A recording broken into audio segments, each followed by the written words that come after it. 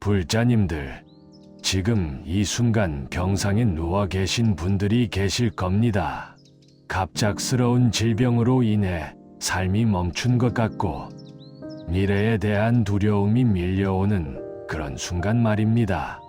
아침에 눈을 뜨면 가장 먼저 떠오르는 것이 내 몸의 아픔이고 밤에 잠들기 전 마지막 생각도 언제쯤 이 고통이 끝날지에 대한 걱정일 것입니다. 가족들이 애써 밝은 표정을 지으며 문병을 와도 그들의 눈 속에서 걱정과 안타까움을 읽을 수 있어서 오히려 더 마음이 무거워지는 그런 경험 있지 않으십니까? 병원 복도를 걸을 때마다 들리는 의료진들의 발소리, 다른 환자들의 신음소리, 기계음들이 마치 내 인생의 배경음악이 된 것 같아서 절망스러운 순간들이 있으실 겁니다. 특히 밤이 깊어질수록 더욱 깊어지는 외로움과 두려움, 그리고 왜 하필 나에게 이런 일이 일어났을까 하는 원망의 마음까지 들어서 괴로우신 분들이 많으실 것입니다. 하지만 불자님들, 오늘 이 말씀을 통해 부처님께서 전해주신 4가지 위로와 치유의 가르침을 함께 나누고자 합니다. 이 가르침들은 단순히 마음을 달래주는 위로의 말이 아니라 실제로 우리의 고통을 변화시키고 치유의 길로 이끌어주는 깊은 지혜입니다. 수천 년 동안 수많은 불자들이 병고와 고통 속에서 이 가르침으로 인해 평안을 찾았고 때로는 기적 같은 회복을 경험하기도 했습니다. 부처님께서는 인간의 모든 고통을 직접 겪으셨고 그 고통을 극복하는 방법을 우리에게 남겨주셨습니다. 질병으로 인한 육체적 고통은 물론이고 그로 인해 파생되는 정신적, 영적 고통까지도 모두 치유할 수 있는 방법을 제시해 주셨습니다. 오늘 이 시간을 통해 불자님들의 마음속 깊은 곳에 평안이 자리 잡고 몸과 마음이 함께 치유되는 놀라운 변화를 경험하시기를 간절히 기원합니다. 병상에서 듣는 이 말씀이 그저 귀를 스쳐 지나가는 소리가 아니라 불자님들의 삶을 근본적으로 변화시키는 감로수가 되기를 바랍니다. 지금부터 함께 부처님의 자비로운 가르침 속으로 들어가 보겠습니다. 첫 번째로 질병도 하나의 스승이라는 부처님의 가르침을 살펴보겠습니다. 많은 분들이 병에 걸리면 왜 나에게 이런 일이 일어났을까? 내가 무슨 잘못을 했기에 이런 벌을 받는 것일까? 하며 자책하시거나 운명을 원망하십니다. 하지만 부처님께서는 법화경에서 이렇게 말씀하셨습니다. 모든 고통은 우리를 깨달음으로 이끄는 방편이며 질병 또한 우리의 마음을 정화하고 진리를 깨닫게 하는 소중한 기회라고 하셨습니다. 실제로 부처님께서도 열반에 드시기 전 병고를 겪으시면서도 이 모든 것이 무상의 진리를 보여주는 가르침이라고 말씀하셨습니다. 질병을 통해 우리는 건강할 때는 깨닫지 못했던 소중한 것들을 발견하게 됩니다. 가족의 사랑, 친구들의 우정, 하루하루의 평범한 일상이 얼마나 귀한 것인지를 절실히 느끼게 됩니다.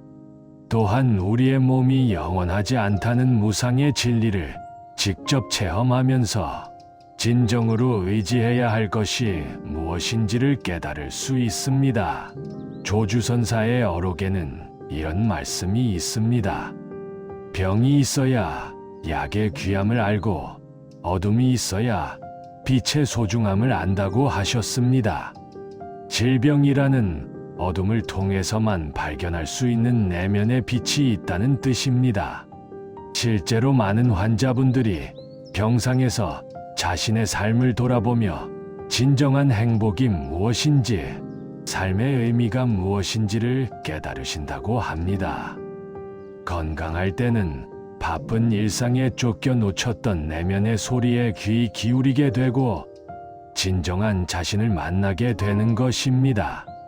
불자님들도 지금 겪고 계신 질병을 단순히 제거해야 할 장애물로만 보지 마시고 부처님께서 보내주신 특별한 가르침으로 받아들여 보시기 바랍니다. 이렇게 마음가짐을 바꾸는 것만으로도 고통에 대한 인식이 달라지고 실제로 치유 과정이 빨라진다는 연구 결과들이 많이 나와 있습니다. 매일 아침 눈을 뜰 때마다 오늘 내게 어떤 가르침을 주실까 하는 마음으로 하루를 시작해 보십시오. 통증이 있을 때도 이 통증을 통해 부처님께서 무엇을 깨우쳐 주려 하시는지 고요히 마음을 모아 들어보십시오. 그러면 질병이 더 이상 저주가 아니라 축복임을 알게 될 것입니다. 두 번째로 자비의 마음으로 자신을 치유하는 방법에 대해 말씀드리겠습니다. 많은 환자분들이 자신의 몸에 대해 원망하고 미워하는 마음을 가지고 계십니다. 왜 아프게 되었는지, 왜 회복이 더딘지 자신을 자책하고 몸을 적으로 대하는 경우가 많습니다. 하지만 부처님께서는 자비경에서 모든 생명체에 대한 자비, 그리고 무엇보다 자신에 대한 자비가 가장 중요하다고 말씀하셨습니다. 마치 어머니가 외아들을 사랑하듯이 자신을 사랑하라고 하셨습니다. 우리의 몸은 오랜 세월 동안 우리와 함께 해온 소중한 동반자입니다. 지금 아픈 것은 몸이 나쁘기 때문이 아니라 오히려 우리를 위해 열심히 일해온 몸이 잠시 휴식을 요구하는 신호일 수 있습니다. 원효대사께서는 병상에 누우셨을 때 이렇게 말씀하셨습니다. 몸이 아프다고 마음까지 병들게 하지 마라. 오히려 이 기회에 몸에게 감사의 마음을 보내고 치유의 에너지를 전하라고 하셨습니다. 실제로 현대의학에서도 자기 자신에 대한 긍정적 태도와 감사의 마음이 면역 체계를 강화하고 치유 과정을 촉진한다는 것이 과학적으로 입증되고 있습니다. 매일 잠들기 전과 일어날 때 자신의 몸에게 고마움을 표현하는 시간을 가져보십시오. 아픈 부위에 손을 얹고 이렇게 말해보십시오. 고마워. 그동안 정말 수고했어. 이제 좀 쉬어도 돼. 나는 너를 사랑해. 빨리 아프지 않기를 바라는 것이 아니라 지금 이 순간에 너를 있는 그대로 사랑한다고 말해 주십시오. 이런 자비로운 마음이 몸의 세포 하나하나에 전해져서 치유의 에너지로 변환됩니다. 또한 다른 환자분들과 의료진들에게도 자비의 마음을 보내보십시오. 나만 아픈 것이 아니라 모든 사람들이 각자의 고통을 안고 살아가고 있다는 것을 이해하게 되면 자신의 고통에만 매몰되지 않고 더 큰 관점에서 상황을 볼 수 있게 됩니다. 병실에서 다른 환자분들의 회복을 위해 기도해 드리고 의료진들의 노고에 감사한 마음을 표현해 보십시오. 이렇게 자비의 마음을 확장해 나갈 때 우리의 마음은 더 이상 좁은 자기 중심적 고통에 갇혀 있지 않게 되고 오히려 큰 평안과 기쁨을 경험하게 됩니다. 세 번째로, 지금 이 순간에 집중하는 마음 챙김의 힘에 대해 말씀드리겠습니다. 병에 걸리면 대부분의 사람들이 과거에 대한 후회나 미래에 대한 불안에 사로잡히게 됩니다. 왜 그때 건강 검진을 받지 않았을까? 왜 그때 더 조심하지 않았을까 하며 과거를 후회하거나 앞으로 얼마나 더 아플까? 완전히 회복될 수 있을까 하며 미래를 걱정합니다. 하지만 부처님께서는 사념처경에서 지금 이 순간에 온전히 머무르는 것이 모든 고통에서 벗어나는 길이라고 말씀하셨습니다. 과거는 이미 지나간 것이고 미래는 아직 오지 않은 것입니다. 우리가 실제로 살고 있는 것은 오직 지금 이 순간뿐입니다. 그리고 이 순간에는 언제나 평안이 있습니다. 계능대사께서는 이렇게 말씀하셨습니다.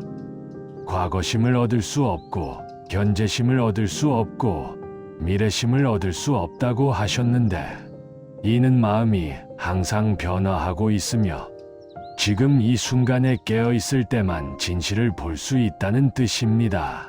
병상에서 실천할 수 있는 구체적인 마음챙김 방법을 알려드리겠습니다.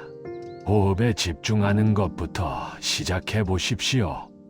들이쉬는 숨과 내쉬는 숨을 있는 그대로 관찰하면서 숨이 코를 통해 들어오고 나가는 감각에 온전히 집중해 보십시오.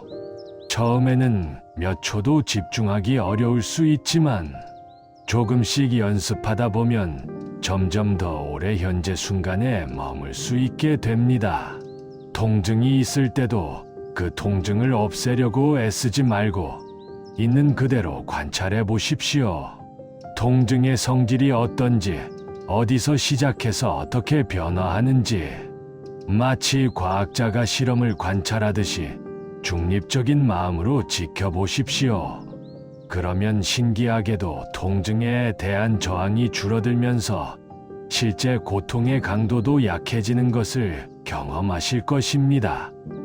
또한 병실 창문 너머로 보이는 자연을 마음챙김으로 관찰해 보십시오. 구름이 흘러가는 모습, 나무 잎이 바람에 흔들리는 모습, 새들이 지저귀는 소리에 온전히 주의를 기울여 보십시오. 이런 순간들에 우리는 질병을 잊고 자연과 하나가 되는 평안을 경험할 수 있습니다.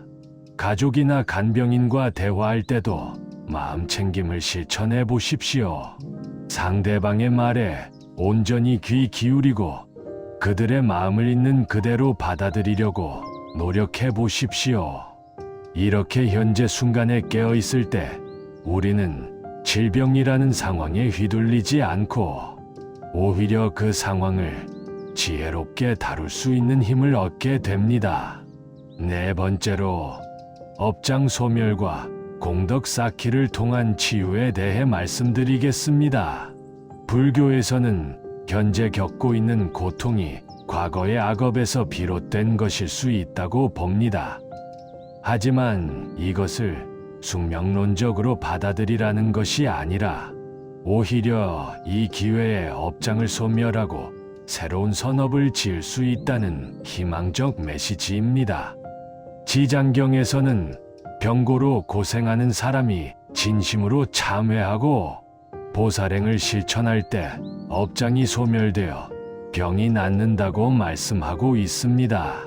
또한 약사경에서는 약사열에게 지심으로 기도하며 남을 위한 선행을 베풀 때 불가사의한 치유의 힘이 나타난다고 하셨습니다.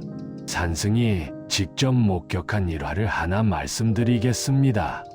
어느 불자님이 말기 암 판정을 받고 의사로부터 몇 개월 시한부 선고를 받았습니다. 그런데 그분은 절망하지 않고 매일 아침 일찍 일어나 천수경을 읽으며 자신과 같은 병으로 고생하는 모든 환자들의 회복을 위해 기도하셨습니다. 또한 병실에서 만나는 다른 환자분들과 보호자들에게 작은 선물을 나누어 드리고 용기를 북돋워 드리는 일을 계속하셨습니다. 심지어 의료진들에게도 항상 고마운 마음을 표현하고 따뜻한 말씀을 건네셨습니다. 몇 달 후 검사 결과 의사들도 믿기 어려워할 정도로 암세포가 현저히 줄어들었고 결국 완전관해 판정을 받으셨습니다. 물론 의학적 치료도 중요했지만 그분의 이타적인 마음과 끊임없는 수행이 기적 같은 결과를 가져온 것입니다. 불자님들도 병상에서 할 수 있는 작은 보살행들을 실천해 보십시오. 같은 병실의 다른 환자분들을 격려해 드리거나 의료진들의 노고에 감사 표현을 하거나 가족들에게 따뜻한 말씀을 건네는 것만으로도 큰 공덕이 됩니다. 또한 매일 일정한 시간을 정해서 참회와 기도의 시간을 가져보십시오. 과거에 지었던 악업들을 진심으로 참회하고 앞으로는 모든 생명을 사랑하는 마음으로 살겠다는 서원을 세워보십시오. 지장보살님께서는 모든 중생의 고통을 대신 받겠다고 서원하셨습니다. 우리도 내 고통만을 위해 기도하지 말고 세상의 모든 아픈 사람들이 함께 치유되기를 기원하는 마음으로 기도해 보십시오. 이런 이타적인 마음 자체가 강력한 치유의 에너지가 됩니다. 또한 경제적 여건이 허락한다면 자선단체나 불우한 이웃을 돕는 일에 보시를 하시는 것도 좋습니다. 직접 몸을 움직일 수 없더라도 마음으로라도 모든 생명의 행복을 기원하는 마음 자체가 무량한 공덕이 됩니다.